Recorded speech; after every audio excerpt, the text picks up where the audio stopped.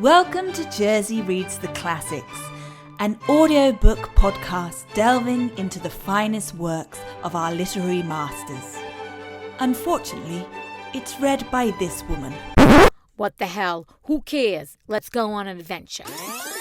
Hello, and welcome back to Jersey Reads the Classics with me, your host, Rosie DeCandia. Well, my friends, it is so nice to have you back where you belong. And without any further ado, let's proceed to our wonderful book, Grimm's Complete Fairy Tales by the Brothers Grimm. In this episode, we will be reading The Fisherman and His Wife. There was once upon a time a fisherman who lived with his wife in a miserable pigsty close by the sea. And every day he went out fishing. And once, as he was sitting with his rod, looking at the clear water, his line suddenly went down, far down below. And when he drew it up again, he brought out a large flounder. Then the flounder said to him, "Listen, you fisherman, I pray you, let me live. I am no flounder really, but an enchanted prince. What good will it do to you to kill me? I should not be good to eat. Put me in the water again and let me go." "Come," said the fisherman, "there is no need for so many words about it. A fish that can talk, I should certainly let go anyhow." That's a smart fisherman. Yeah, I'd be like, if you can talk, bitch, I definitely don't want to eat your ass, and I ain't going to be frying you up. Okay, you know what I'm saying? Fried flounder. With that, he put him back again into the clear water, and the flounder went to the bottom, leaving a long streak of blood behind him. Then the fisherman got up and went home to his wife in the pigsty. Why are they living in a pigsty? That's my question. He knows he's living in a pigsty. Is it because he's not doing anything? They work? No, I don't know. "Husband," said the woman, "have you caught anything today?" "No," said the man. "I did catch a flounder who said he was an enchanted prince, so I let him go again." "Did you not wish for anything first?" said the woman. "Oh, here we go. Here we go. We're going to have the obnoxious wife. You know, they're going to paint us as the obnoxious wife. Here we go." "No," said the man. "What should I wish for?" "Ah," said the woman, "it is surely hard to have to live always in a dirty pigsty. You might have wished for a small cottage for us. Go back and call him. Tell him we want to have a small cottage. He will certainly give us that." "Okay, I'll give her that. That wasn't a bad request." "Ah," said the man, "why should I go there again?" "Why," said the woman, "you did catch him and you let him go again. He is sure to do it. Go at once." The man still did not quite like to go, but did not like to oppose his wife, and went to the sea. That's what we call henpecked. He's a henpecked young man, and maybe he's not such a young man, and she's the one that wears the pants in the family. I would have been like, "Bitch, you go down to the sea and ask him." When he got there, the sea was all green and yellow, and no longer so smooth, so he stood still and said, "Flounder, flounder in the sea, come, I pray you, here to me. For my wife, good Isabel, has sent me here against my will." Then the flounder came swimming to him and said, "Well, what does she want then?"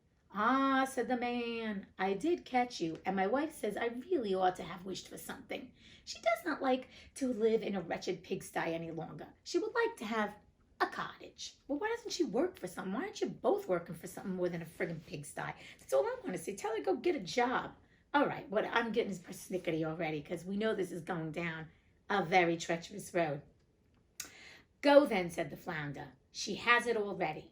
When the man went home, his wife was no longer in the pigsty, but instead of it there stood a small cottage, and she was sitting on a bench before the door.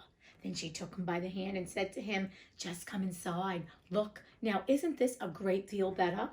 So they went in, and there was a small porch and a pretty little parlor and bedroom and a kitchen and pantry with the best of furniture and fitted up with the most beautiful things made of tin and brass, whatever was wanted. And behind the cottage, there was a small yard with hens and ducks and a little garden with flowers and fruit. "Look," said the wife, "is not that nice?" "Yes," said the husband, "and so we must always think it. Now we will live quite contented." "We will think about that," said the wife. With that, they ate something and went to bed. Oh, shit. Here we go.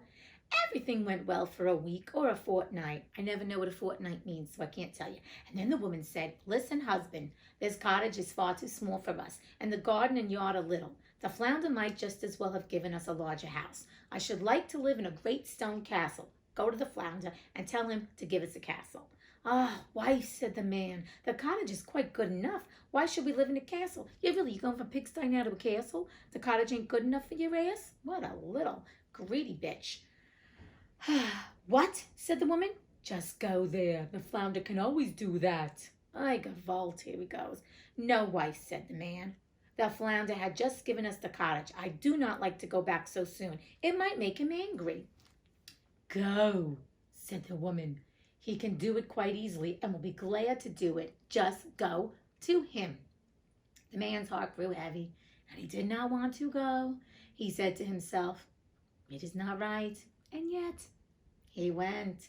And when he came to the sea, the water was quite purple and dark blue. The water's changing, and gray and thick, and no longer so green and yellow, but it was quite still. And he stood there and said, "Flounder, flounder in the sea, come, I pray you, here to me, for my wife, good Isabel, has sent me here against my will." "Well, what does she want then?" said the flounder. "Alas," said the man, half scared, "she wants to live in a great stone castle." "Go to it then. She is standing before the door," said the flounder.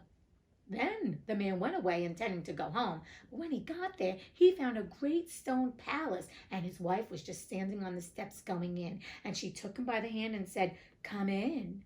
So he went in with her. And in the castle was a great hall paved with marble, and many servants who flung the doors wide. And the walls were all bright with beautiful hangings. And in the rooms were chairs and tables of pure gold, and crystal chandeliers hung from the ceiling. And all the rooms and bedrooms had carpets, and food and wine of the very best was standing on call to the tables, so that they nearly broke down beneath it. Behind the house, too, there was a great courtyard. Who were they going to be entertaining? With stables for horses and cows, and the very best of carriages. There was a magnificent large garden, too, with the most beautiful flowers and fruit trees, and a park half-mile long, in which were stags, deers, and hares, and everything that could be desired. "Come," said the woman, "isn't that beautiful?"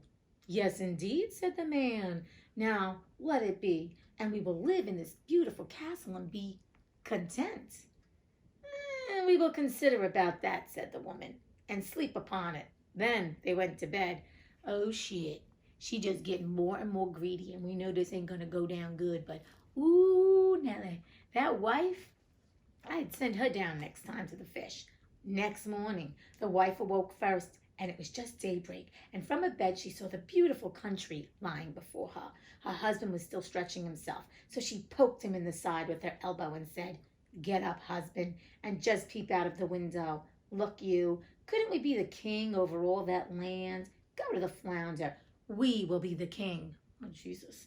"Ah, wife," said the man, "why should we be king? I do not want to be king."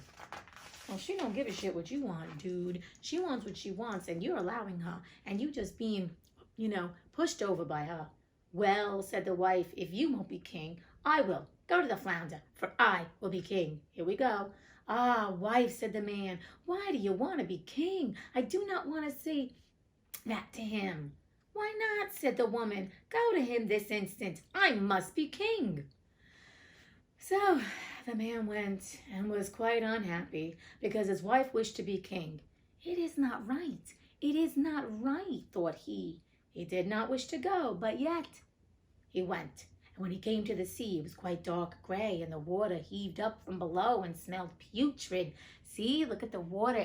It's the metaphor of what's happening in this story. I love it, right? Then he went and stood by it and said, "Flounder, flounder in the sea, come, I pray you, here to me. For my wife, good Isabel, she ain't so good, has sent me here against my will." "Well, what does she want then?" said the flounder. "Alas," said the man, "she wants to be king." "Go to her. She is king already." So the man went, and when he came to the palace, the castle had become much, much larger, and had a great tower and a magnificent ornament, and the sentinel was standing before the door, and there were numbers of soldiers with kettle drums and trumpets. And when he went inside the house, everything was of real marble and gold, with velvet covers and great golden tassels. Tassels. You know what you can use your tassels for. Sorry, that was a little naughty. I ain't going to go on that. Then the doors of the hall were opened, and there was the court in all its splendor. And his wife was sitting on a high throne of gold and diamonds, with a great crown of gold on her head, and a scepter of pure gold and jewels in her hand. And on both sides of her stood her maidens in waiting in a row, each of them always one head shorter than the last. Then he went and stood before her and said, "Ah, wife, and now you are the king." "Yes," said the woman, "now I am king." So he stood and looked at her, and when he had looked at her thus for some time, he said, "And now that you are king, let all else be. Now we will wish for nothing more." "Nay, husband," said the woman quite anxiously, "I find time passes very heavily. I can bear it no longer. Go to the flower. I am king, but I must be emperor too." "Alas, wife, why do you wish to be emperor?" "Husband," said she, "go to the flounder. I will be emperor." What a bitch. Oh my God, I would take her to the flounder and throw it in the damn putrid water and let the flounder eat her. That's what I would do. I would have done that 2 times ago, but that's not the moral of this story. But it should be. I'd be like, "Bitch, I'm putting you down there and you're going to sleep with the fishes." "Alas, wife," said the man, "he cannot make you emperor. I may not say that to the fish. There is only one emperor in the land, and emperor the flounder cannot make you. I assure you he cannot." Oh, he's speaking back up to this bitch. Let's see. "What?" said the woman. "I am the king, and you are nothing but my husband. Will you go this moment?" "Go at once. If he can make a king, he can make an emperor. I will be emperor. Go instantly." So he was forced to go.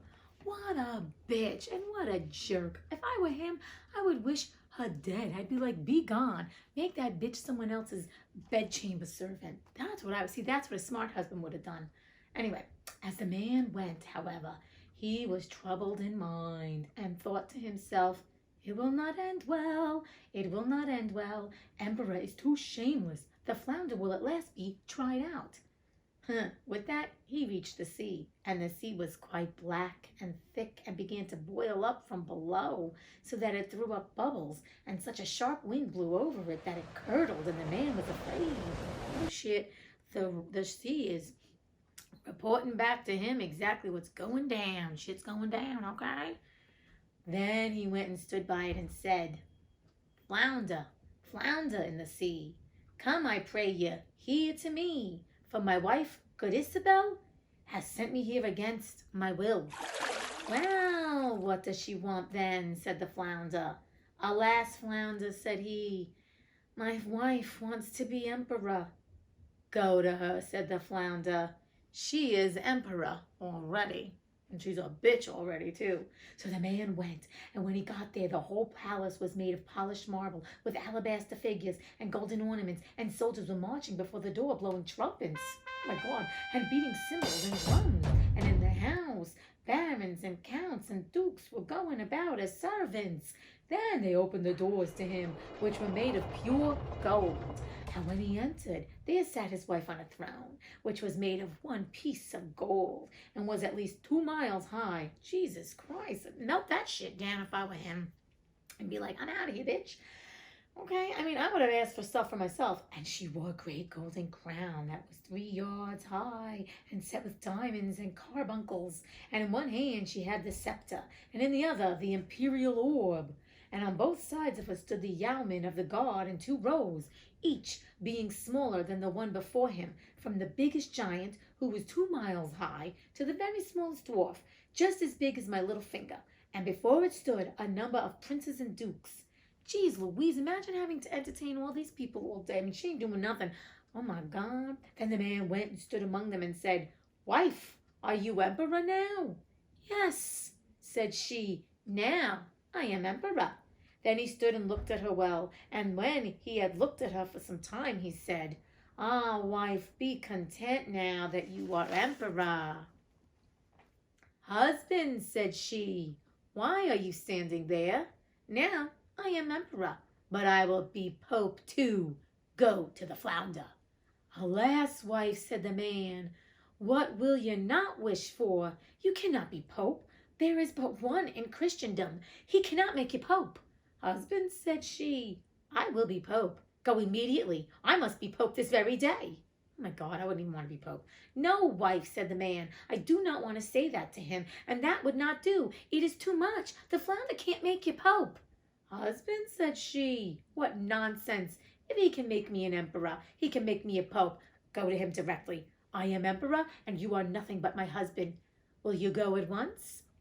Look at this bitch. He's given her the world on a platter, and she's still directing him, and he's taking it.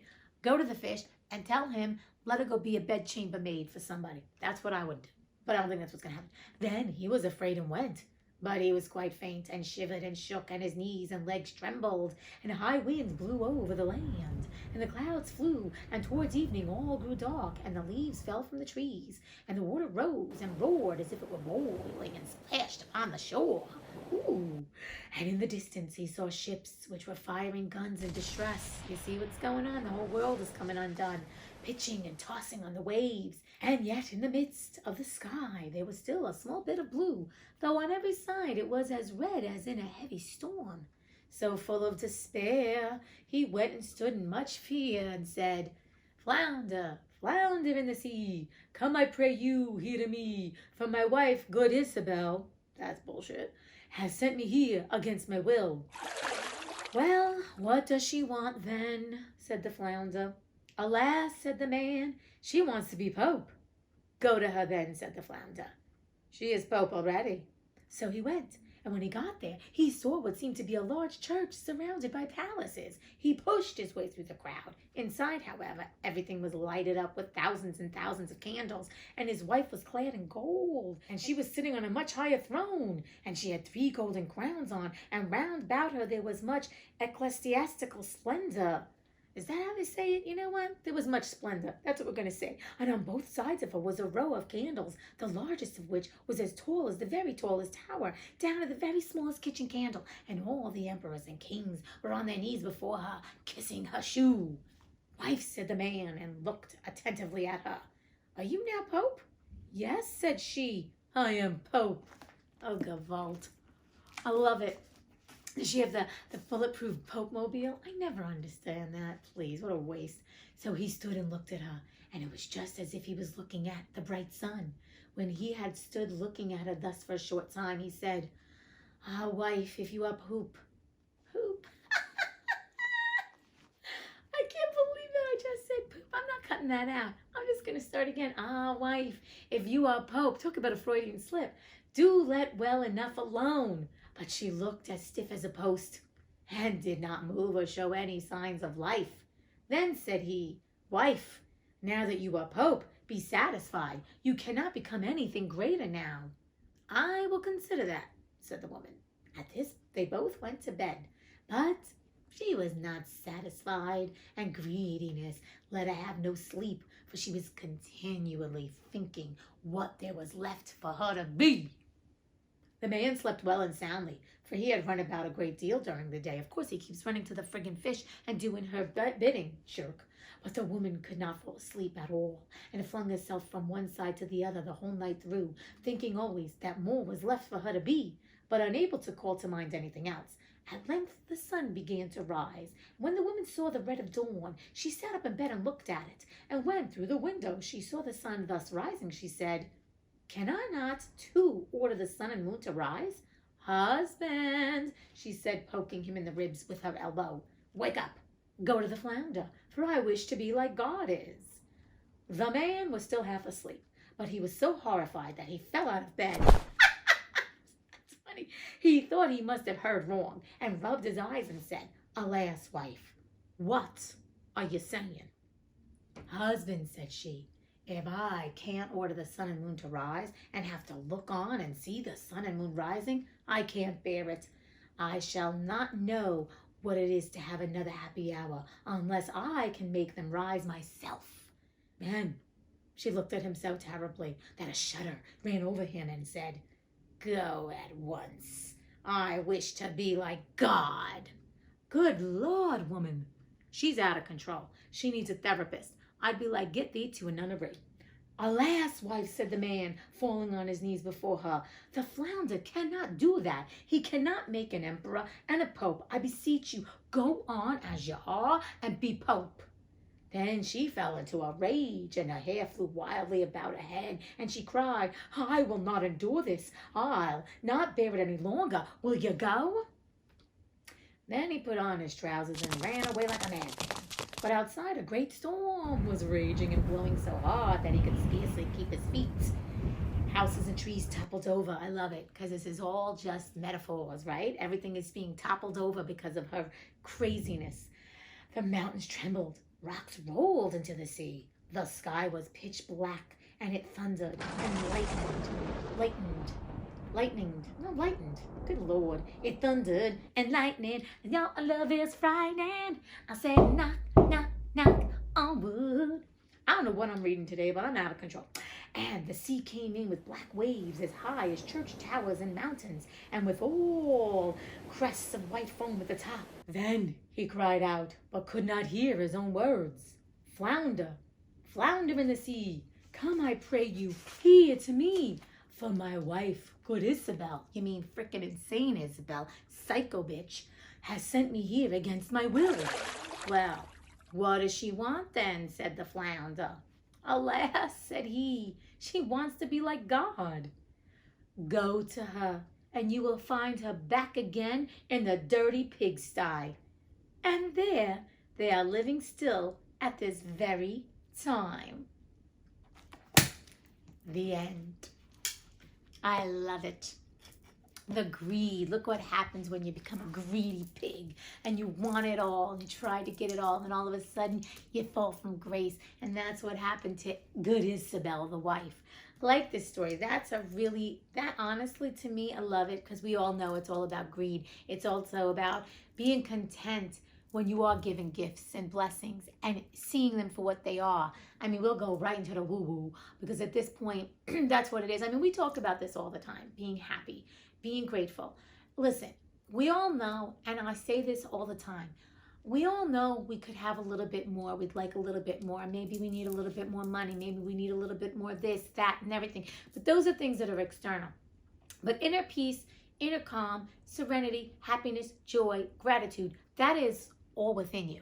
So that is an unending well. Like that, if you call upon it, it is there.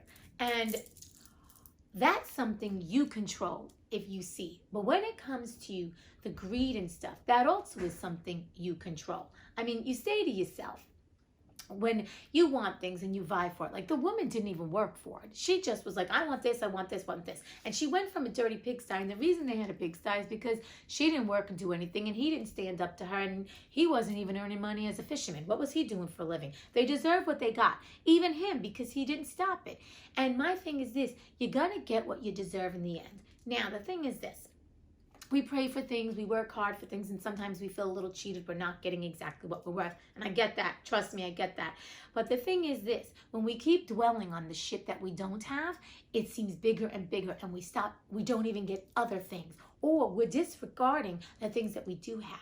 So I think it's really important for all of us to look at the little things. Maybe they're not so little, right? You do your checklist of what you have that other people would wish to have, which could be a family, could be having a bed, could be having a roof over your head, could be having 3 meals a day, having friends. There are so many things that so many of us take for granted. Having the gift of life, breathing on our own, walking on our own, right? Seeing, hearing, and there are things that people take for granted that I think that if we stayed in the flow of just being grateful for, we won't continue to want more and be dwelling on what we don't have. Also, the fact that this woman's greed just took over, she couldn't see straight. Think about a time in your life where you've worked hard for something where you didn't. You just wanted something so bad and you would just do anything for it. And it just like consumed you and it consumed your thoughts. It's so unhealthy. It doesn't serve you. So I just want you to think about, A, what you're grateful for, and B, things in the past that maybe have brought up some ugly feelings in you because you think you didn't have enough. You had lack. And it was just like, well, I want more. I want more. And instead of being grateful for what you have. So, I mean, at this point, I understand we're going through a very tumultuous time. The COVID is, and a lot of people are going through a lot. I mean, talking about losing jobs, our economy, everything is right now in the shitter. Let's be honest. But it doesn't mean that during this time we can't find a ray of hope, some light, because it's during these times, my friends, it's in the valley that we grow. And it's time. Like, this is the time to utilize, because a lot of us are feeling at the bottom of our line. We're feeling like we're at the bottom of the barrel and like, what am I going to do? So the thing is, this can be a moment in your time, in our lives, to find out what's really important to us. And that is inner peace, gratitude, love, light, compassion, all the things that we can give ourselves that we can't get from external things. This woman was never going to be happy. So I'm going to encourage all of us to focus on things that we can control and not worry about, well, I got to have this, I got to have this, I got to have this. Because if you start focusing on things you can control in terms of internally and being grateful for what you have, opportunities are going to come to you that are going to give you the opportunities that you need to get where you really choose to be. So I'm not saying being content with just like, well, are you saying that I shouldn't vie for more? No, there's a difference. Vying for more and having a drive means you have hope, means that you're willing to work for something. This woman didn't work for anything. Why should she be getting Pope, this emperor, all this crap? She was just bidding this stupid husband who was just listening to her, and he deserved everything that he got too, because he didn't stand up to, even though he tried. He could have gone to the fish and been like, you know what? She's driving me nuts. And at this point, you want to grant me a wish? Stick her somewhere else, because I can't deal with her. Or, you know what? You do fit whatever you think still fit. But the point is, I know I'm going off on a tangent here. You should always vie for something, but don't make it consume you. And that's where greed comes in. You know, people get that statement in the Bible, money is the root of all evil. It's actually not the statement. It's the love of money is the root of all evil. And it's when you have the greed, the love of something external that will drive you nuts. And it could even be a person. You could want to be dating someone so badly and they could be rude to you or horrible to you, but you'll do anything to stay in that relationship. You see what I'm saying? So it doesn't even have to be our material goods. It could be friendships. You can be in a friendship with somebody who's completely using you and you know it, but you just want to be around them, and you continue to take their abuse. So what I'm going to say is, let us all look at the stuff that really is inherently important and start releasing the things that make us feel ugly, right? That make us act in an ugly way. Because the greed and all that kind of stuff, what happens, it makes you do terrible things and it makes you act in a way that's not in concert with your spirit. You know how the man kept saying, I don't want to go to the Flounder. He didn't even want to go the first time. And, you know, he was just asking for a cottage. Fine. But then he's like, I don't want to go. And he's like, this doesn't bode well. And the sea and everything was showing him this is not good. And he knew. And he was going against his gut. You know, instead of saying to his wife, I'm not going, you go to the Flounder. Or take her to the friggin' sea and push her in. I'm just kidding. But the point is this. I think it's really important for us to also notate in our lives where we are wanting something so badly that we are not acting in our best behavior or not serving ourselves in the best way. And this is not to make ourselves feel badly, because we are human. So I'm just bringing it to all of our attention, just to know that if we stay in the flow and stay in the fact of, I'm going to work hard for my things, I'm going to be grateful for where I am, and I'm just going to live in the now. I keep saying that, but I think especially during COVID, it's so apparent. I think I keep gravitating towards all these books and themes because honestly, I got to be honest with you. This is a time of where we have to go within. We have to do the work within. We have to find the things that makes ourselves happy inherently inside, so that we can be okay with dealing with all the shit that's going on around us, because we control none of the shit that's going on around us, my friends. We don't know when there's going to be a vaccine. We don't know when we're going to have the normal life. And I don't think life before was so normal, but the fact of us not walking around with masks or being able to travel again and be again amongst groups of people, we don't know when that's going to be. So instead of worrying about that shit, right? And instead of putting all that pressure on ourselves, right now what we can control is, what are we feeding ourselves, mind, body, and spirit? Are you taking care of yourself? Are you feeding yourself the good things? Are you continually reminding yourself how blessed you are, how wonderful you are, how grateful you are, how worthy you are, how much enoughness you are, and how much to love yourself? Because once you continue to do that, when we emerge from this COVID, and we don't know when that is, a year, 6 months, 8 months, I don't know. I'm not a seer. I don't know. I don't think anybody knows. We will emerge such a different person that, you know what, life will present opportunities that we never thought possible. So let us not look at where we are right now thinking that this is it. This is all I'm stuck with, right? No, Let us say, how can I utilize this time right now? And how can I be a better person? So when I emerge from this, I know that the whole world will open up to me in ways I never thought possible. But also because I now am getting through this difficult time and becoming a better person. Because this is the time to work on yourself. This is the time. A lot of us have a lot of time. This is the time. So my friends, with that being said, I hope you are understanding the things that I'm talking about and appreciating it, because it really is about being grateful. It is about valuing yourself. It's also about valuing others. It's also about valuing life and realizing that right here, right now, we don't control anything around us. We only control how we react and what we put out into the world. So the more that we get in tune with our inner selves and right with our inner selves, what we put out to the world is goodness and light and love and peace and joy and bliss. And that is what we will attract. So let's just be here and now. Let's be present. Let's do the work. Let's keep loving on ourselves. Let's love on our friends and family that deserve it. Let's keep appreciating ourselves and one another. And let's go forth with light and love. And with that, I am sending you a lot of light and love and a lot of magic, and knowing that today is a blessed day because you're seeing another one. And until we read again. Bye.